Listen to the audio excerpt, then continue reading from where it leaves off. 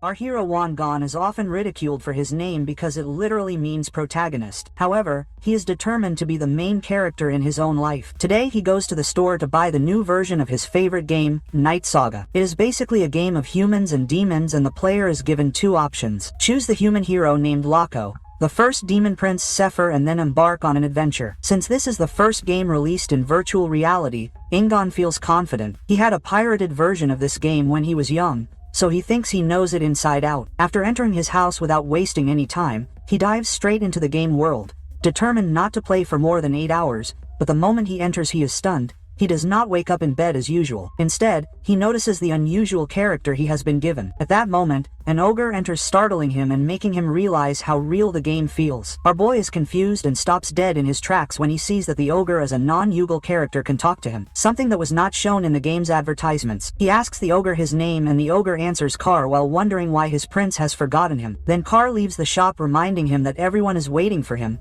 calling him Prince Sutra. That solves the problem of his identity, as he remembers that Sutra is the 9th prince of the demon lands, but he is confused, as the game did not allow him to choose his own character. To check his situation, he opens his status window only to see very low stats, even lower than an ordinary non-Yugal character despite being a prince. He then checks his skills, which are Conquest and Protagonist Configuration Adjustment. He has a rough idea about this second skill. Before he can ponder further, Kark returns to call him outside. Rows of ogres have formed. Seeing the army, our boy naturally wonders if they are supposed to wage some kind of war. Kar scoffs and tells him to stop talking nonsense and get going, as they are about to fight the Scarlet Lightning tribe. He is astonished that he will be dragged straight into battle without any tutorial.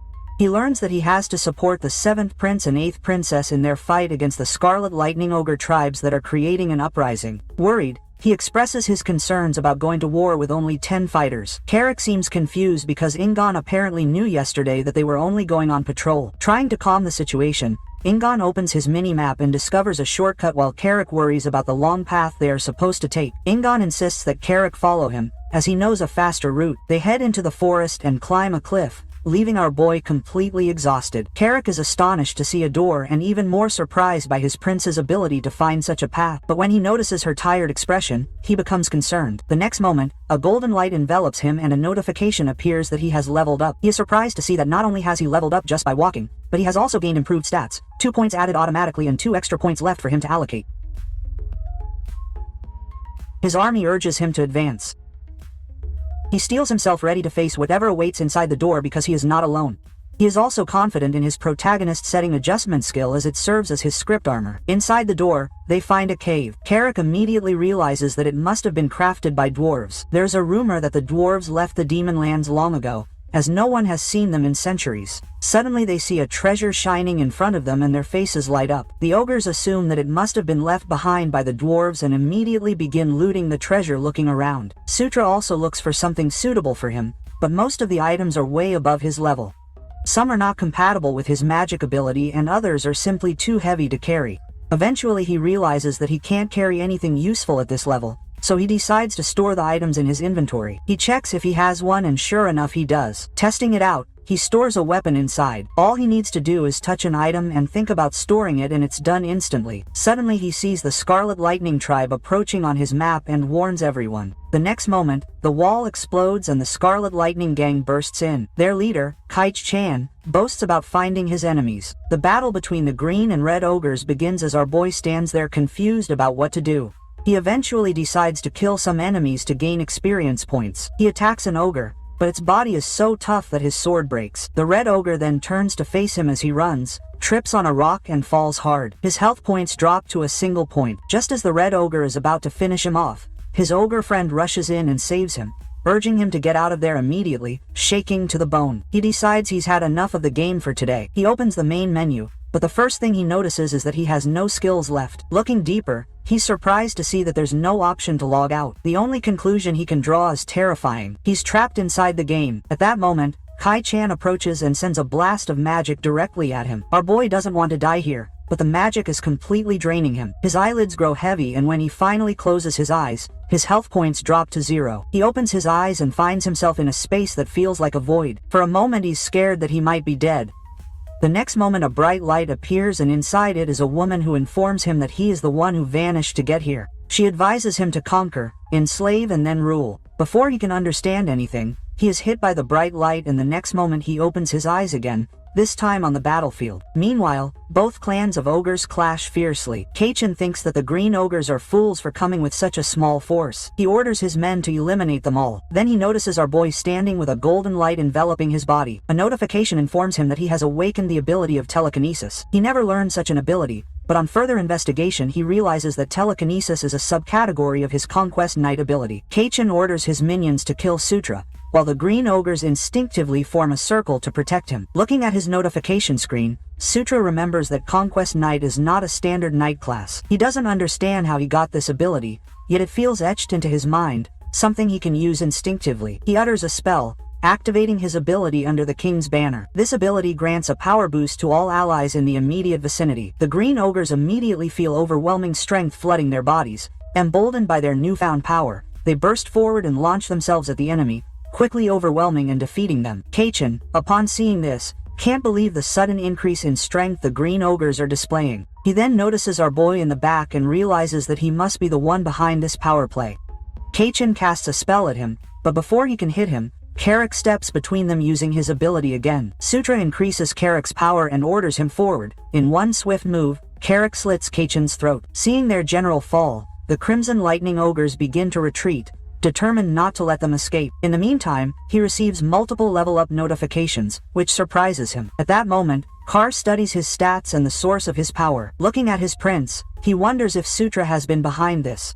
After the battle, the ogres set up camp. Inside his tent, our boy is frustrated at not finding any button to log out. He tries to calm himself down and think about the situation. He supposes two possibilities. First, that he is inside a game and perhaps there is a bug that will be fixed with a new update. But the other possibility is much more terrifying, that this could actually be his reality and not a game at all. Thinking about it, he considers that, just like in the novels and comics, he could have been transported to an alternate world similar to a game. Everything feels real, including the non-Yugal's characters communicating naturally, and he can even see things that would normally be censored. Deciding to stay positive, he reassures himself that at least he was not born a monster. Besides, being a prince can't be all bad. At that moment, Karlama comes outside, demanding a sparring match with him. Our guy doesn't understand the logic behind this. Kar explains that as his future leader, he wants to know his swordsmanship level to prepare for the future. He still hesitates, but Carrick throws him a sword promising to hold back. Our guy responds arrogantly, asking if this is the right way to talk to a prince full of determination. He then tells Karome that he's serious about it, but it's all talk and little skill. The next moment he can't even land a single blow. Carrick counterattacks. Sutra is thrown back with a worried cry. Carrick asks him if he's okay only to receive a quick comment from him that he shouldn't attack so suddenly. At that moment a notification pops up, as he has gained the basic swordsmanship skill. At first he doesn't understand where it came from. Suddenly his eyes widen in realization as he remembers that he was hit by Kaichanen's telekinesis attack and somehow acquired a similar skill. He wonders if he gains new abilities every time he gets hit by a particular skill. Carrick, however, is about to end the training session when our guy's voice stops him. Looking back, he confidently declares that he's only just starting the fight. When Sutra charges at him again, Carrick notices that his movements have improved significantly. Still, he's confused as to why his prince performed so poorly at the beginning of the fight. It almost seems as if Sutra has suddenly gotten the hang of him. When Carrick pushes him back, he arrogantly asks if Sutra thinks he's improved. With a pause, Sutra changes the subject and asks about Carrick's level. Carrick replies that he's level 21 looking at his own screen. Sutra sees that he's only level 21 but hopes to catch up to Carrick soon. Basically, unlike him, the people of this world need an assessment spell to check their level. That's why he has such an advantage, because he can see his own stats, extra points, and monitor his level freely, throwing himself at his right hand. He's determined to get stronger. He then pauses and changes his resolve. He doesn't just want to become strong, he wants to grow faster than anyone else. Basically, the Night Saga's demon arc is about Sephiroth's journey to becoming the Demon King. To achieve this, Sephiroth kills all of his siblings, including Sutra, in the year 517. Now, calculating the timeline, our boy realizes that he is currently in the year 512. That means he still has some time for this issue because by all means, Sephiroth will eventually come for him. The best way to avoid being killed is to become stronger than Sephiroth himself. His thoughts are interrupted by Kak, who reminds him of some meetings. He has no idea about any meetings, but instead of answering, Carrick urges him to come with him. Settling inside a tent, he discovers that the meeting is with his siblings, the 7th Prince, Chris Moonlight, and the 8th Princess Kathleen Moonlight. Chris emphasizes that Sutra should feel comfortable with him since they are siblings. Kathleen gently reminds him that this is their first meeting, so it's only natural that he feels uncomfortable. Chris then asks him to just call them by their first names. Shat reminds him that these two are quite the troublemakers in the game. They are the children of the 4th Queen, the Anya Moonlight, the Queen of the Werewolves. A day before the Great Massacre, they too are killed by Sefer and his other siblings. Most importantly, it is because of Kat, who is the illegitimate daughter of the Demon King. Kaden then demands to know why he fought the Red Ogres instead of patrolling as instructed. He explains that the attack was unexpected even for them. Worried, she asks about his well-being, as he is considered the weakest child of the Demon King. Seeing her concern, he doesn't understand why she shows so much care for Sutra. For demon siblings, such closeness is unusual. Chris also reminds him that if he puts himself in danger again, he will face Cathel's scolding. Our boy is surprised by her kindness. Suddenly, a thought comes to his mind as he thinks about awakening Laura's ability, as these two siblings of his should both be lore users as werewolves. He happily asks them for a favor, but when he reveals that he wants her to hit him with her aura, she is stunned for a moment, not even understanding, and Seuss endures. The scene changes to the battlefield where the ogres of Sutra and the Scarlet Lightning tribe are fighting furiously. Among them, an ogre from the Lightning tribe attacks General Vandal, but he kills it instantly. The next moment, the general gives the order to eliminate everyone and promises a reward to the fighter with the most kills. The scene changes again and he finds himself back in the void-like place. The same woman is standing in front of him. The next moment he sees other figures nearby, people he does not remember as characters from the game. He wakes up in his bed and the first thing he sees is Carrick's face, which startles him. Carrick informs him that he was knocked out by Kaden's aura hit. The next moment he realizes that he has awakened the aura ability. Carrick notices it too and can't believe that our boy managed to awaken the aura just by being hit with it. He admits it. Kak wonders if the prince used the same magic during his recent battle against the Lightning Clan, which he admits again. Our boy then asks if anything significant happened while he was unconscious. Carrick informs him that the main force already won the battle against the Crimson Lightning Clan. This startles him, as he assumed that he along with his 7th and 8th brothers were only supposed to face the Red Ogres. Carr explains that the tribe is too large to be defeated by their small force alone. When Sutra asks about the commander of the main force, Carrick replies that it was him. General Bandel remembers Bandel from the game as one of the strongest characters whom he really admired during his time as Sefer, but then pauses, remembering that General Bandel eventually becomes Sefer's subordinate in the year 515. That means that Sutra now has a rare opportunity. If he moves early, he can make Bandel his own minion before Sefer even has a chance. He even knows everything about him, down to his favorite food. The troublesome part, however, is that Bandel only submits to someone who defeats him in a duel. Still, Sutra is determined to use this knowledge to his advantage and plans to use the time he has to secure Bandel's loyalty. Later, at Catlin's camp, our boy demonstrates his top-tier aura to the Moonlight siblings. Chris is amazed to see him master beginner-level aura in just one day. Unbeknownst to them, Sutra had invested all of his stat points into aura because it offers a much greater boost to physical capabilities compared to telekinesis. Chris, still baffled by the impossibility, surmises that it must have been possible because of Sutra's Gandharva. Chris then asks if he can create an underground map. Shat realizes that he can use his mini-map for this and quickly asks for a pen and paper. After a while he draws a detailed map, earning the praise of his older brother. Impressed, the Moonlight siblings suggest using this knowledge of the tunnels to ambush the remaining Scarlet Lightning Ogres, most of which have already been eliminated by the main force. After that, Chris asks him for a favor. Later, Sutra is found patrolling the area with Carrick and his subordinates, being the younger brother. They often give him mundane tasks like this. Carrick, however, is pleased, saying, "At least they have reinforcements this time," something Sutra agrees to, adding that it is only because of his hard work. At that moment he sees Kathleen wrapped in a robe. She urges him to keep quiet about her presence, as she plans to follow them in secret. She explains that she will only intervene if something life-threatening occurs. Otherwise, he must handle the situation himself, as it is his true achievement. Shat, hearing this, doubts his sister's courtesy. His companion, a woman, introduces herself as Sarah, Catlin's assistant. They advance into the cave where they discover empty chests that must be leftovers from the dwarves who must have already taken their valuables. Shat wonders aloud why the weapons were left behind, and Karak replies that the dwarves likely did not consider these particular weapons valuable. Just then, Karen approaches. Shat checks his map and confirms that enemies are approaching. Acting quickly, he opens his inventory and takes out a single bottle of flash spell, an item he had saved for exactly such emergencies. He tells Karak to order everyone to close their eyes until he gives the signal, leaving his right-hand man confused. Moments later, they see countless eyes glowing in the darkness of the cave. The eyes belong to dozens of stone spiders, each with the ability to inflict a powerful paralytic poison. After casting the flash spell, he orders everyone to close their eyes as the spell erupts in blinding light. The flash weakens the stone spiders, creatures that thrive in darkness. Without hesitation, he orders his subordinates to kill them, rushing forward with weapons drawn and beginning to slaughter the weakened spiders. Checking his map, he notices a larger red dot among the smaller ones, a leader indicator, as stone spiders always travel in groups led by one. He immediately orders Kark to follow him to deal with the boss. Without a word, the two head straight for it.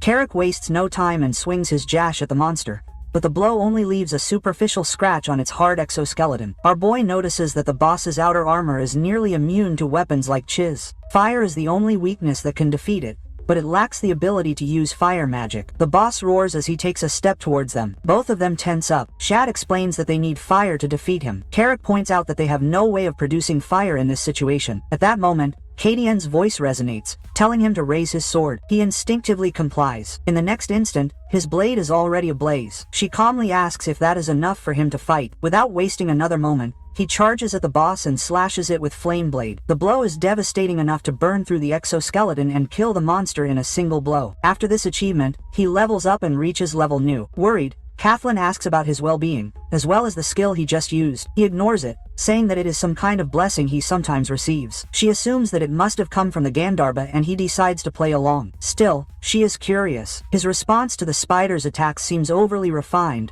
almost like that of a seasoned fighter. He makes the excuse that he learned it from books, although in reality he has fought these creatures countless times in the game. Their conversation is interrupted by Karak, who has spotted a large gate that they have just discovered. They decide to investigate what lies within. Looking at the inner gate, Sutra is surprised to find a city portal. Karak asks if he knows of such an object. Sutra replies vaguely that he has some assumptions. Examining the patterns on the floor, he recognizes them as dwarven craftsmanship, something he has seen before when selecting hero characters in the game. He concludes that it requires mana to activate and informs Cathal that the crystal is indeed a portal. Sarah studies the design as well and agrees with his conclusion. Caitlin shows interest in where the portal leads while Sarah suggests searching the area for inscriptions that might provide more details. At that moment, Karu finds a stone tablet on the wall. Looking at the unfamiliar writing, she assumes it must be written in the dwarven language. Caitlin asks if he can read it, but he replies in the negative. She turns to Sarah, who also admits that she cannot. To his astonishment, Sutra suddenly begins reading the tablet aloud,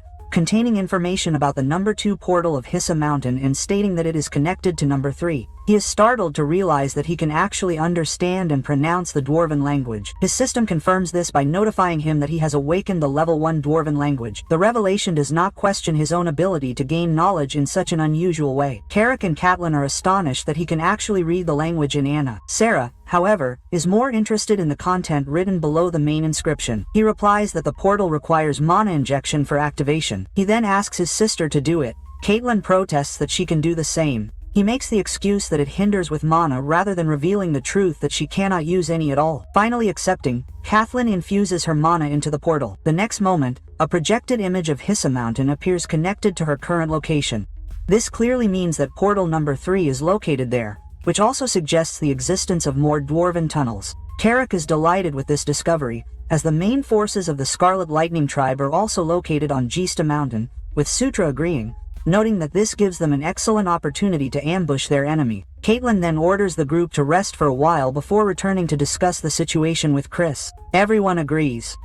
The next day they report everything to Chris, who is extremely pleased with the find and credits Sutra for the discovery. He then asks what reward his younger brother would like. Shat tries to decline, but Chris insists. As his older brother and leader, he says that it is his responsibility to reward him for such an achievement. After some hesitation, Sutra warns that his request may sound unreasonable. Chris reassures him, so Sutra finally reveals that he wants his older brother to teach him the art of the Beast God Fist. The revelation startles Chris. In truth, Sutra knows that he cannot use weapons properly due to his current low level, but martial arts, especially this one, present an opportunity. The Beast God Fist art is a rare and powerful S-rank technique, usually passed down only within the royal line of Gycanthropes. Shat fully expects his brother to refuse and quickly assures him that he will not mind if Chris declines. But Chris surprises him by agreeing to teach him. However, he warns that he will not teach him the secret techniques, Only the martial art aura part asks if Sutra is satisfied with this reward. Seeing his brother's stunned silence, Chris assumes that he might not be pleased. Snapping out of his reverie,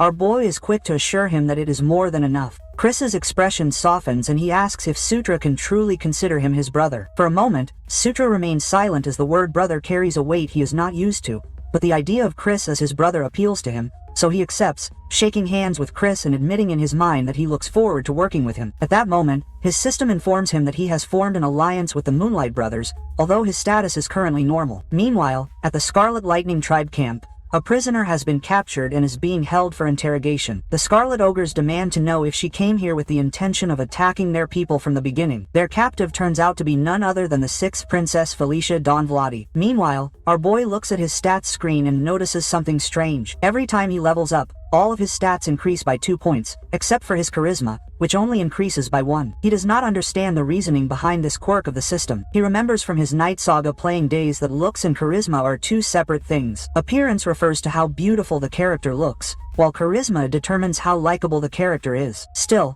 he decides to leave the matter aside, as his overall growth is solid for now. Not only that, but he is also about to reach level 10 in the game.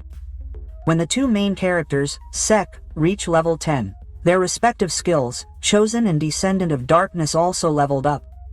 So he expects the same to happen for one of his skills. At that moment, Carrick comes to look for him, saying that they need to leave. Once outside, Carrick notices Sutra's good mood and asks the reason behind it. He ignores the matter and turns to his troop. He then orders them to move forward. After a while, the ogres along with their wolves are working in the underground tunnels. Meanwhile, the leaders gather nearby, observing the mages who are investigating the portal. Chris asks about their findings. A mage explains that their positioning was correct, as the portal is indeed connected to the river. At Hista Mountain, Chris then asks if it is stable enough to be used. The mage confirms this by adding that since it was built by dwarves, it is sturdy and reliable. After that, both mages activate the portal and are amazed when they see a portal gate appear in front of them. Our boy is brought out of his reverie when his companions gather near the gate, urging him to join them. He runs after them and enters the portal that takes them to Hist Mountain near the Scarlet Lightning Tribe camp. Chris is happy to see that his guess was correct. He analyzes the camp and concludes that thousands of troops are stationed there. He strategizes that if they attack from behind, they need to target the supplies. He decides to assign General Bandel to attack them from the front, which will distract the enemy, and then they can easily burn the food supplies. At that moment, Sarah notices that there are not many troops present. Chris notices this too and wonders if they have already left for an attack. Then they spot some people a little further away and our boy guesses that it looks like a battle is going on. Chris instructs him to gather aura in his eyes to see more clearly and he obeys immediately. There really is a battle going on. The brothers argue about who the Lightning Tribe is fighting against. It can't be Gangland, since there is no fighting on their schedule. Besides, this seems like a small-scale fight. Then Yutra notices a girl on the opposite side and concludes that it is a battle against Dark Elves. Caden turns to him for further explanation and he adds that he guessed from their small build, not to mention that they are riding Dracos. Chris notices that the Dark Elves are retreating, judging by their speed. It seems that their commander has fallen. Meanwhile, Carr is confused about what is really going on. However, our boy's mind remains stuck on the enigma of the presence of Dark Elves there. After a while, they return and begin communicating with General Bandel, who is quite pleased with their discovery of the Dwarven portal. He shows interest in the method of finding something so valuable. Chris gives all the credit to Sutra, but he brushes it off by saying it was just luck. Although he is inwardly happy to see his favorite general, General Bandel promises him a reward at the Demon King's castle. Chris then asks about the clash between the Lightning Tribes and the Dark Elves. Bandel admits that he knows, but explains that the Dark Elves joined the battle willingly. Chris presses further, wanting to know the reason for their clash with the Lightning Tribe. Bandel admits that he does not know the full extent, but he does know that the Dark Elves were already planning to scout for the war. He then points out the biggest problem, revealing that the commander of the Dark Elf Independent Unit has been captured by the Lightning Tribe. Now Chris understands the reason behind the sudden retreat. Our boy is curious about his commander. Mandal then reveals that they already know about this person because the commander is none other than Felicia Dawnblade. Felicia is the daughter of the third queen, Sylvia Dawnblade, and also the princess of the Dark Elves. She has a twin brother, the fifth prince, Sylvan Dawnblade. In the game,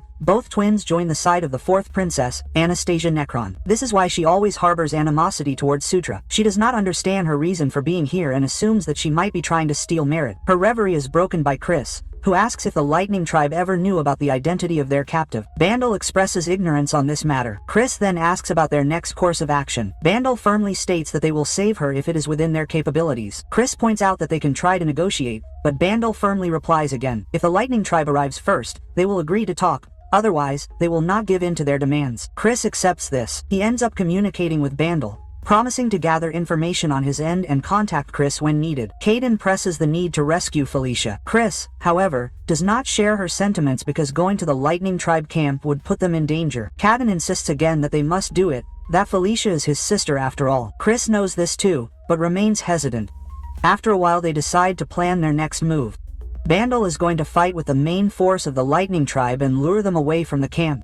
This means that they can attack the camp. Their purpose is to head to the center and create enough chaos to distract everyone. In the meantime, Sutra and Catelyn can lead their own troops to cover their mission. Siad asks if their mission means rescuing Felicia. He agrees, but adds that they will first burn the enemy's armory and food supplies and only then rescue the princess. In the end, he warns that they need to retreat. If things go wrong, they will not risk any more lives just for Felicia, prompting protest from her sister, who reminds her that Felicia is her family. Chris reminds her that he is the commander and will not risk his operation for his sister. Looking at the siblings, our boy notices Chris' reluctance to rescue Felicia and begins to wonder about the reason behind it. As per their plan, they charge forward to fight the Lightning Tribe. Carrick rallies the troops, motivating them to eliminate their enemies. At Hissa Mountain, they stop briefly to observe the enemy settlement. Chris' gaze falls intently on the center of the camp. The next moment, an explosion rocks the camp as Bandel launches his ambush, charging forward with his forces. Meanwhile, Carrick and Sutra hold their troops back. Carrick questions the reason for stopping, but Sutra explains that they must wait for the signal. Bandel's forces break through enemy lines, eliminating a large number. After taking down most of them, Bandel orders his troops to retreat, and they immediately obey. Then it's Chris's turn. He gives the order, and his troops advance according to plan. The sudden charge catches their enemies by surprise. Both younger brothers exchange quick words of caution to be careful. Shat then unfolds his map and directs his troops to move to the left, towards the food supply camp. Along the way, they cut down the enemies in their path. At one point, a red orc catches Carrick off guard, but our boy reacts quickly by throwing a dagger that lands a perfect hit. He achieves this because he has now awakened the level 1 dagger throwing skill. Carrick is once again taken aback by his skill and questions him, but Sutra gives a vague answer and urges him to keep moving. In truth, he had experimented with dagger throwing the night before and awakened the skill by accident. They finally reach the food supply area ready to burn it, but Sutra hesitates. There's a chance Felicia could be inside and caught in the flames. He orders Kark to wait, insisting that they must find Felicia first. Karak points out the difficulty of such a task, but Sutra opens his mini-map to locate her. She should be registered as a neutral, non-Yugal character, meaning her dot would appear purple or blue.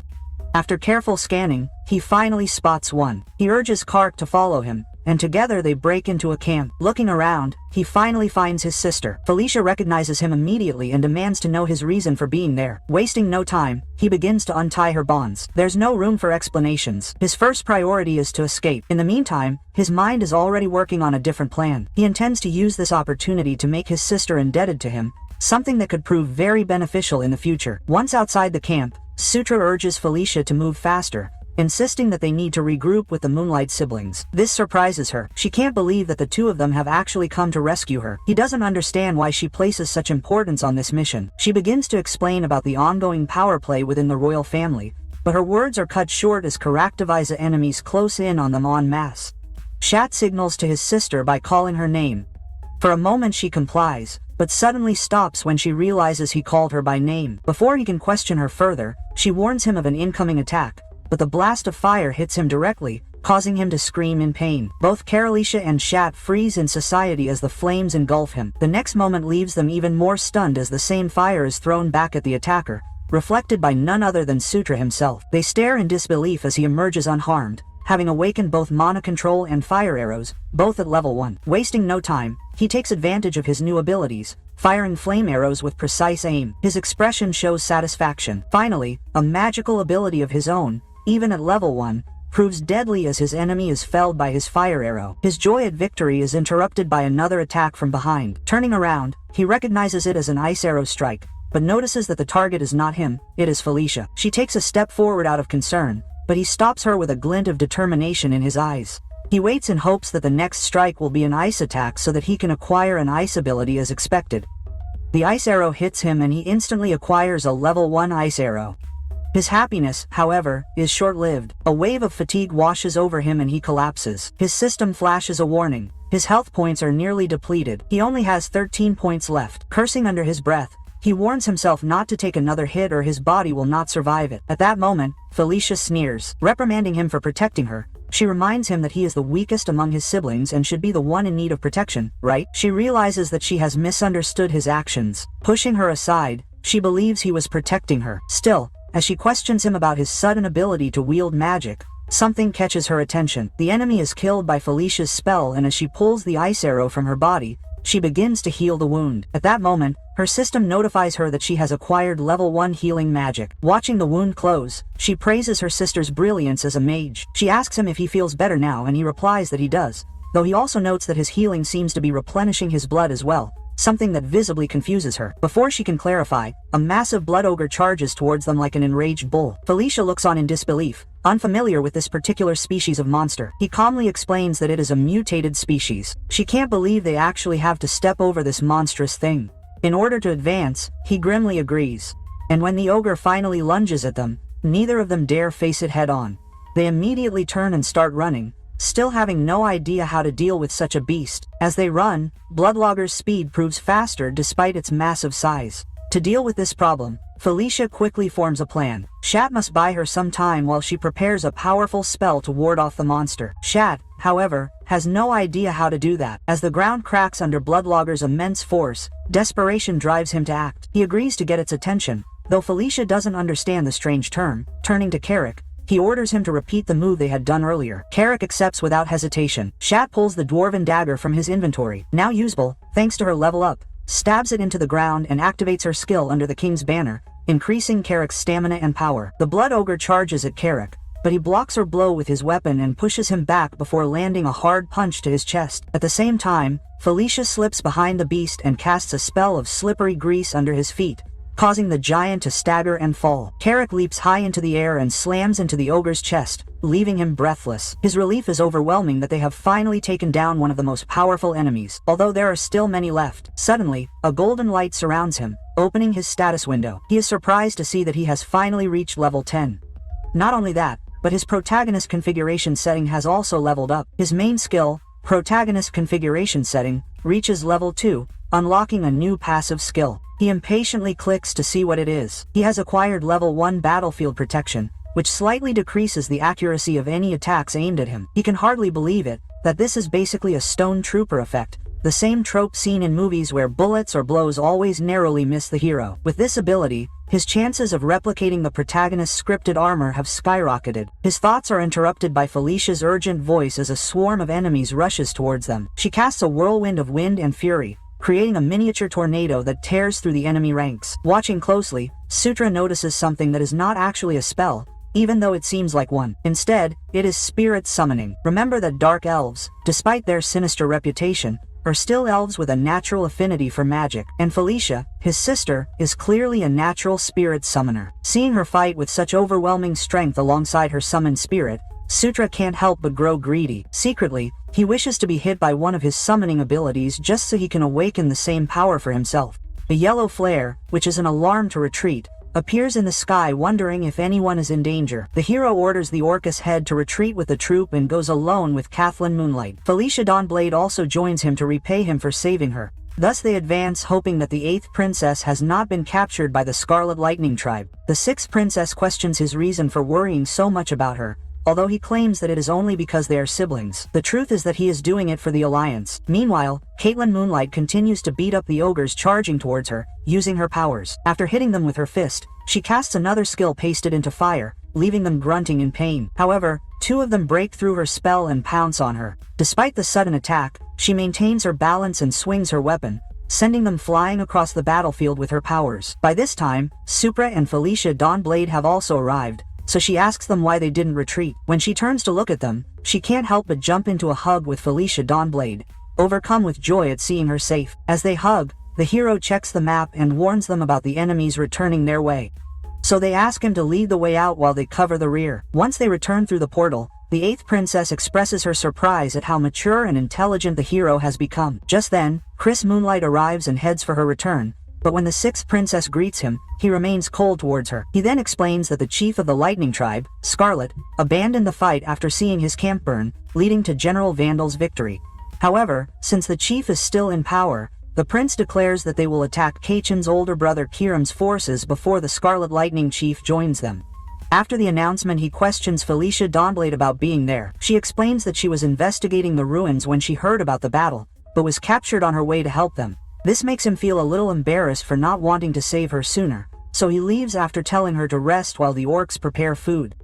Our boy checks out his own skills and is pleased with them. Oh, by the way, his nickname is You, so don't mind me calling him that. As he sits there, the 6th princess enters and grabs him by his clothes. Pulling him close, she catches him off guard when she demands that he remove his clothes. Sutra stares into his eyes in horror, as she continues to demand that he remove his clothes. However, upon asking her the reason, it turns out that she only wants to treat his wounds, as she was only first aid before, but now she is trying to heal his internal wounds. While treating him, he asks her for a favor that only she can grant. Later, when she leaves after using healing magic on him, she feels happy that she has learned 3 healing spells as per his request. Furthermore, today is the day he will learn the werewolf branch of the Beast Fist art, a symbolic martial art of the Lycans. Among them, the werewolf Beast Fist art is the foundation, so Caden Moonlight decides to teach him that. She explains that the Beast Fist art uses both internal and external aura and that he will now learn the basics of using internal aura. As instructed, the hero closes his eyes to sense the internal aura that is close to the power of the soul. He acquires a level 1 physiology, which increases efficiency and training skills that are physically mastered. He also gains a couple more abilities with a pop-up indicating that leveling up a skill unlocks its special traits. This makes him happy to be a protagonist with such special benefits, and he returns to training. He soon learns the basic movements, so the 8th princess wants him to move on to the next technique. Suddenly, a no runs to Caitlin Moonlight, alarming her about the disappearance of Cam's unit. A meeting is called by the 7th prince for the 4 brothers, where he proclaims that Chiram has learned of their plan. However, according to General Vandal's intelligence, the prince points out a location on the map where Yakuzan and Chiram are expected to meet. Thus, they decide to join forces with the general and wage a full-scale battle against the Scarlet Lightning tribe. Once the brothers reach the main base of the Scarlet Lightning tribe's subduction army, Prince Sutra cannot help but find the general's face familiar, having favored him the most in the Night Saga. While resting before the war, the hero sees 2 women in his dream, one with 2 different colored eyes and one in armor. When the dream mentions conquest and war, he wakes up confused. Just then, the head of Orcus comes to wake him up for the departure and they march into battle. In this fight, he is assigned the left flank, the general takes the center, and Chris Moonlight and the 8th princess command the right. The highly mobile Dark Elves act as an independent detachment assigned to the rear. However, before the hero can regain his senses, he finds himself in the middle of the battlefield surrounded by thousands of Orcus. After the battle formation is established, the troops charge towards the Scarlet Lightning tribe on the orders of the general. On the other hand, the tribe is already prepared for the assault, so when the troops approach the enemy camp, a great explosion throws them into the air. Once the dust and smoke clear, the general is surprised to see a giant swamp mammoth. Several more explosions erupt, sending several orcs who are on the ground flying into the air, and the swamp mammoths continue to appear. Not only that, but numerous lizardmen also crawl out of the ground, showing how the enemy tribe was already aware of the entire plan. Considering the situation, the 8th princess suggests retreating for now and waiting for a better opportunity later. When Chris Moonlight mentions the risk of complete annihilation if they fail to retreat, she explains how the casualties will only increase if they remain there. In the end, she orders the mages to form a defensive line in the rear to hold off the enemies, while the rest are ordered to form ranks and prepare to retreat. On the battlefield, the lizardmen continue to attack the orcs, who are about to strike the hero.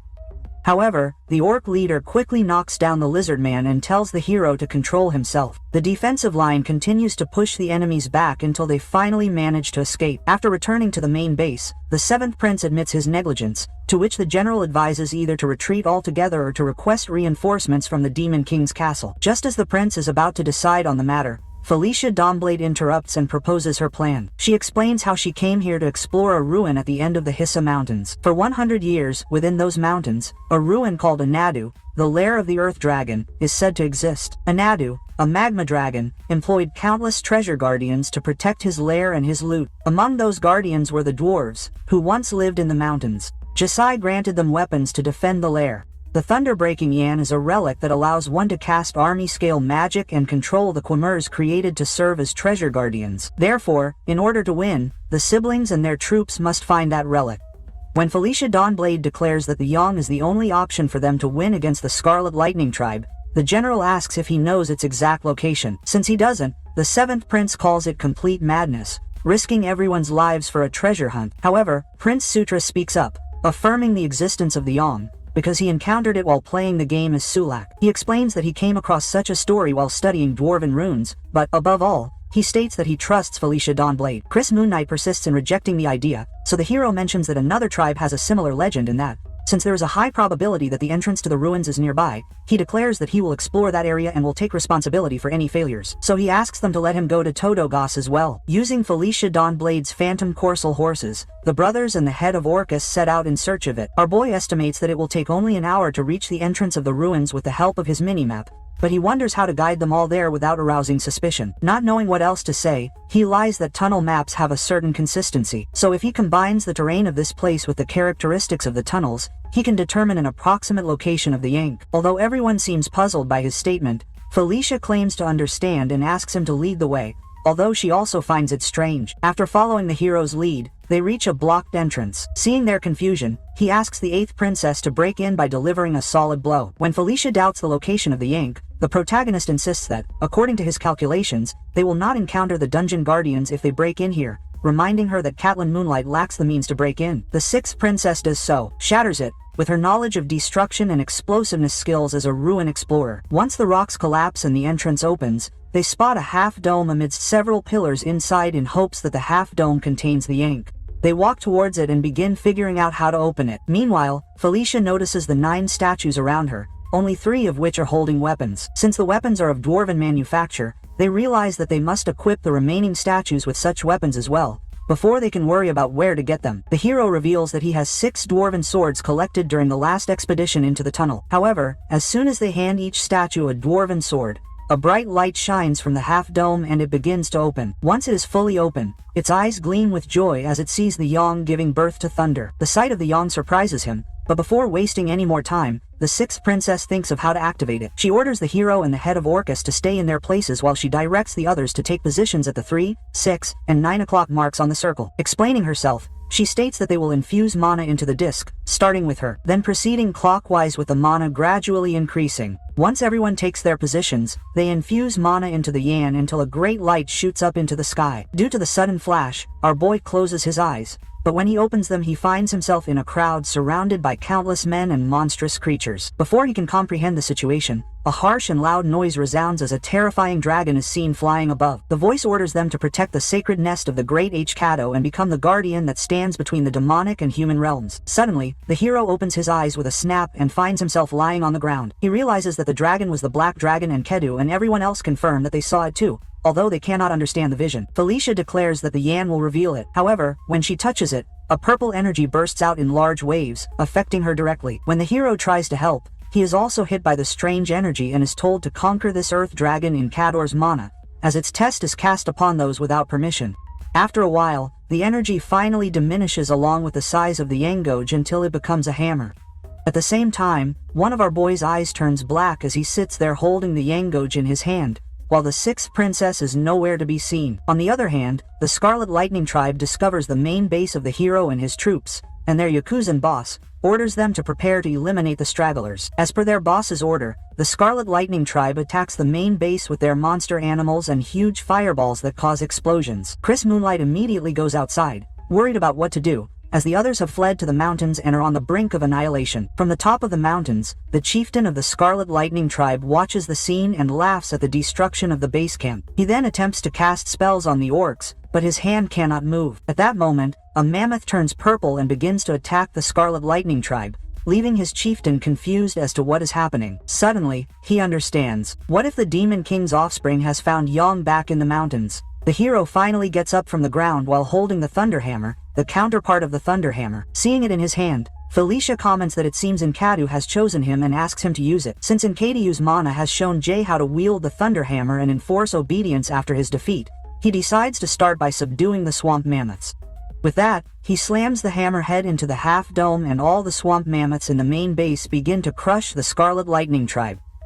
The sudden turn of events makes the general realize that the prince and princesses have succeeded in their mission.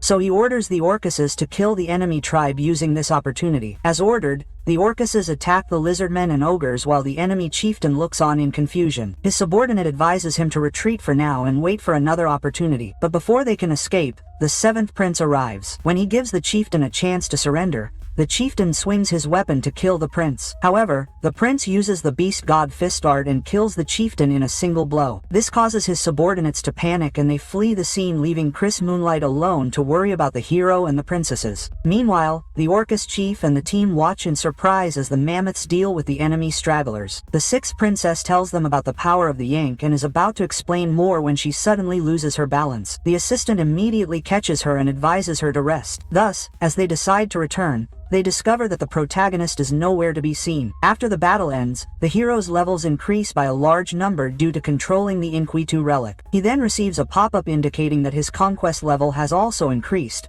making him happy about the improvement in his main skills. As he continues to check other skills, the 8th princess arrives and smacks him on the head for leaving the mountain hall without reporting. After scolding him, she tells him that they will camp here for the night, as Felicia has lost consciousness. Once the two return to the mountain hall, Captain Moonlight explains all the details to the hero while the 6th princess is healed by other team members. Since they can't summon the Phantom Corcel without Felicia's help, they have to camp there and take care of her. Later, when everyone is resting, Sutra wonders if his stamina has fully recovered just from leveling up because he doesn't feel tired. He suddenly realizes that they are in a ruin, which means that there must be weapons or treasures hidden within the dungeon. Despite the traps and guardians of the dungeon, he feels confident about being the ruler of the ruin due to obtaining the absolute power of the Yan. Therefore, he takes the Orcus head with him and goes deeper into the ruin to find weapons and treasures. As they open a door, they find an extremely powerful monster, Golamarka, lying on the ground in the form of a griffin. Seeing this, they cautiously exit the room in silence until they finally find a chamber with weapons and treasure. The Orcus head picks up a suit of armor to show the hero and he senses a subtle mana coming from it,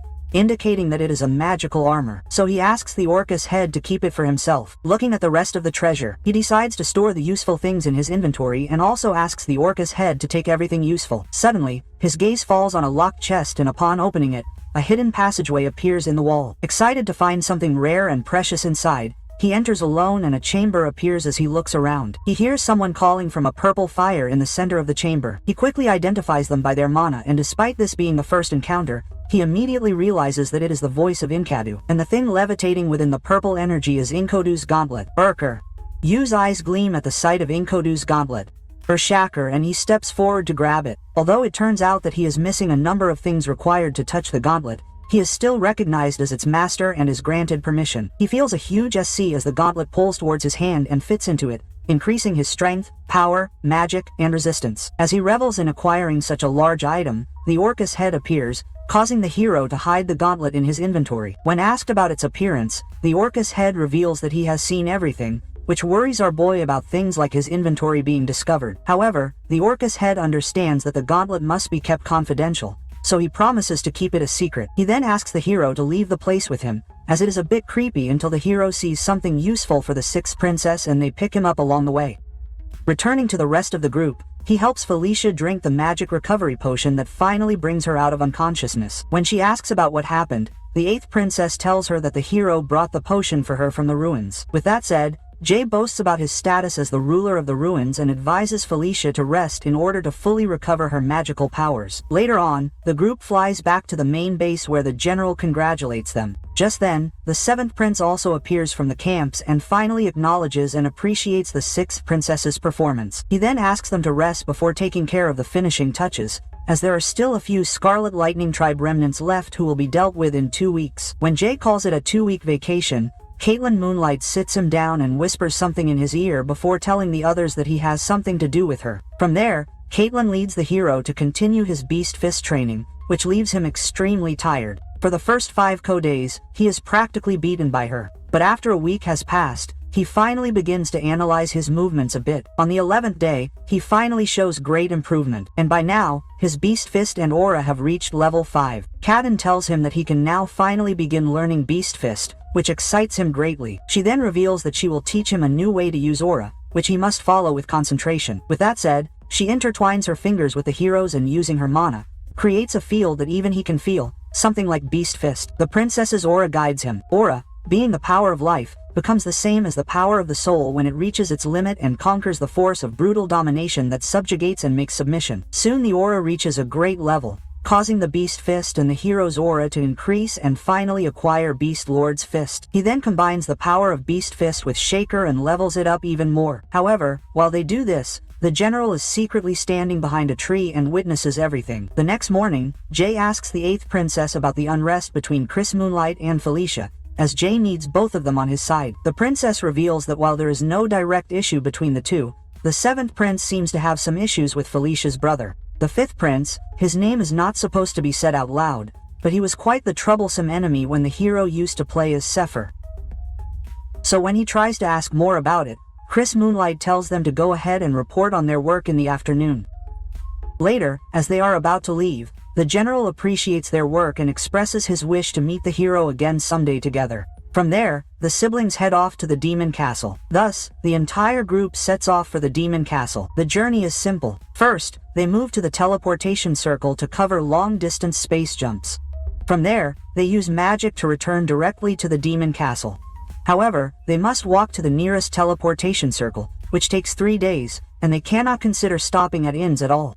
Thus they are destined to spend another night camping under the open sky. Shat sits on a stone and writes the names of the first 3 children of the Demon King in the sand with the help of a branch. He feels a little nervous about arriving the next day, as the Demon King's castle is currently divided into 3 main factions. The first faction belongs to the 2nd prince, Sephi Ragnaros, who is the Demon King's worst enemy. The second faction belongs to the 1st prince B. Ragnaros and the 3rd belongs to the 4th princess Instatius Necron. In order to inherit the throne, the structure has always prioritized the one who accumulated and demonstrated superior ability rather than birth order. Among them, Boli, Sephir have almost equal abilities due to being full-blooded siblings. They inherited blood from their mother's side, the Draconic clan, and had immense strength as a result. However, if one has to be chosen among them, the eldest son Bal is the one with the most moderate nature. However, this choice means nothing because everything is going to change after that certain day. That is why the protagonist has decided to prepare himself for whatever he can, and for that he first has to level up until he can fully wield the shaker and then make the best use of his newly gained strength. King's Knights.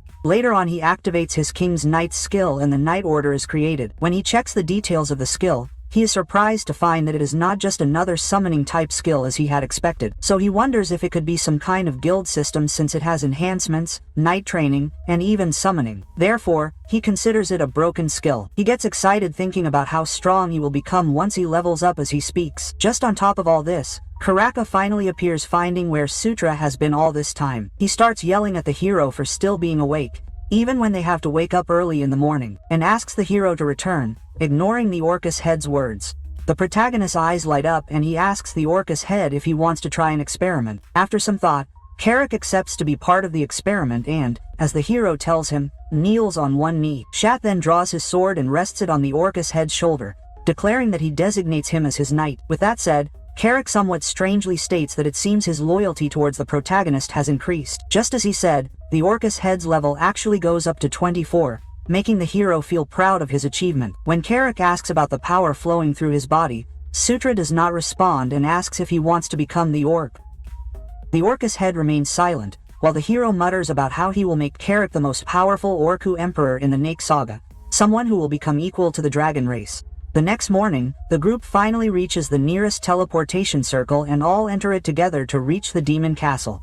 The circle glows brightly, resulting in a large amount of energy being emitted from the top of the teleportation center. Soon, the entire group is taken to a location in the Demon Castle. Caitlin worriedly asks Sutra if she is okay, and she confirms. Just then, a group of women call out to Felicia, expressing their relief at seeing her, as they have been waiting for her for so long. As she walks towards them, they compliment her beauty and speak to her respectfully. When the hero sees them swooning over the 6th princess, he is surprised and compares it to some kind of idol fan club. Out of curiosity, he asks the head of Orcus if these women are Felicia's assistants and subordinates. At the same time, Chris and Caitlin also walk towards a group of people and werewolves who greet them respectfully. Feeling left out of this little greeting and encounter, Sutra wonders if he is the only one by himself while 2 elven women whisper something about him among themselves. When he sees them talking behind his back, He realizes that it is because of his position in the Demon King's castle. Therefore, he decides not to think too much about it and asks Carrick if he is ready to change things little by little from now on. Yeah,